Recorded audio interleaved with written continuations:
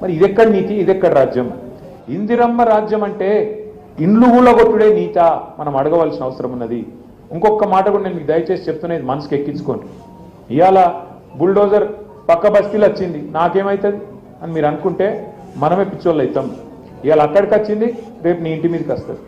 ఇవాళ పక్క కాన్స్టిట్యున్సీకి వచ్చింది, బుచ్చమ్మకు వచ్చిన జాబు బాధ రేపు మీకు వస్తుంది.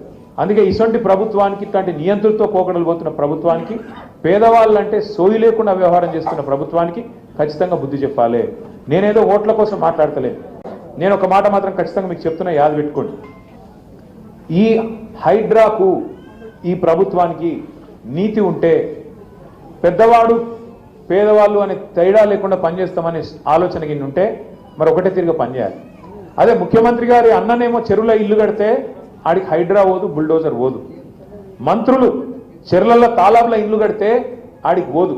మేము సాక్ష్యాలతో సహా ఇచ్చినాం, పేపర్లో పెట్టినాం, టీవీలో పెట్టినాం, బయట పెట్టినాం. ఇగో పట్నం మహేందర్ రెడ్డి ఇల్లు చూడు, పొంగులేటి శ్రీనివాస్ రెడ్డి ఇల్లు నీళ్ళల్లో ఉంది, వివేక్, డాక్టర్ వివేక్ మీ దగ్గరనే తిరుగుతున్నాడు మంత్రి, ఆ ఇల్లు నీళ్ళలోనే ఉంది, కేవీపీ రామచంద్రరావు ఇల్లు FTL ఉంది, వాళ్ళ ఉలగొట్టి ఇక్కడికి రా నువ్వు అంటే మాట లేదు. ముఖ్యమంత్రి సొంత ఇల్లు కొడంగల్ల, రేవంత్ రెడ్డి సొంత ఇల్లు కొడంగల్ల రెడ్డి కుంటలు ఉన్నది. రెడ్డి కుంట అంటే ఏంది?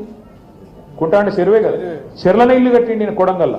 ఇక్కడికి వచ్చేమో పెద్ద పెద్ద మాటలు చెప్తాడు. వాళ్ళ అన్న దుర్గం చెరువులో కట్టిండి ఇక్కడ ఇల్లు, తాలాబులు ఉంది, అది కూడా ఆ ఇల్లుకు ముట్టరు, హైడ్రా పోదు. కానీ ఈజీగా దొరికేటోళ్ళు ఎవరు? గరీబోళ్ళు. అడిగేటోడు లేడు, మిమ్మల్ని కాపాడేటోడు లేడు అన్నట్టు, మీకు ఆవాజ్ లేదన్నట్టు కొట్టేస్తాం. తోడు దెంగే కోన్ దేకితే క్యా కర్లేతే అన్నట్టుగా ఈరోజు వ్యవహారం ఉన్నది. దయచేసి నేను మిమ్మల్ని కోరుతున్నా, ఇవాళ ప్రభుత్వం కాంగ్రెస్ పార్టీ వాడు ఏమంటుండంటే, మాకు ఓటేసి నీ ఏళ్ళతో నీ కంటినే పొడిపించే కుట్ర చేస్తున్నాడు. మీరిగిన ఓటేస్తే కాంగ్రెస్ పార్టీకి పొరపాటున వాళ్ళు బెదిరిస్తేనో భయపడితేనో ఇది బంద్ అవుతుంది అది బంద్ అవుతుంది అని బెదిరితే మీ ఏళ్ళతో మీ కన్నే ఒడుచుకున్నట్టు